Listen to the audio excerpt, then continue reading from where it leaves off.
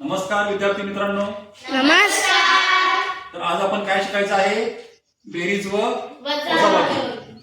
तर मग त्यासाठी दोन नियम आहेत. नियम क्रमांक 1 काय आहे?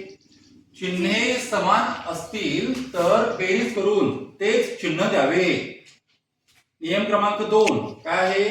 चिन्हे भिन्न असतील तर वजाबाकी करून त्यामध्ये चिन्ह सोडून जी संख्या मोठी आहे त्या मोठ्या संख्येचे चिन्ह द्यावे. पहिलं गणित वाच. 5 अधिक 4. आता इथं नियम 1 नुसार काय आहे? दोन्ही संख्यांना चिन्ह अधिक अधिक आहे. तुम्हाला नेहमीच इथं अधिक चिन्ह द्यावं लागत नाही, मात्र इथं 5 ला अधिक चिन्ह आहे आपण असं मानायचं. मग 5 आणि 4 ला जर चिन्ह समान आहे तर काय करशील? बेरीज करशील. कर बेरीज. 5 आणि 4 9. आणि चिन्ह कोणता आहे दोन्ही संख्यांना? अधिक चिन्ह द्यायची गरज नाही. हा गौरवी हे गणित वाच. -18 - 5. दोन्ही संख्यांना चिन्ह समान आहेत का? हो. मग काय करशील? बेरीज. हे बघा हा नियम वाचा. बेरीज करावी. कर बेरीज. 18 आणि 5 23. लिहा मग 23. आणि दोन्ही संख्यांना चिन्ह कोणतं आहे? द्या चिन्ह वजा. Very good. चला पुढे कोण येईल? हा गौरा. तिसरं गणित वाच. -12 - 9. -12 - 9. काय करशील?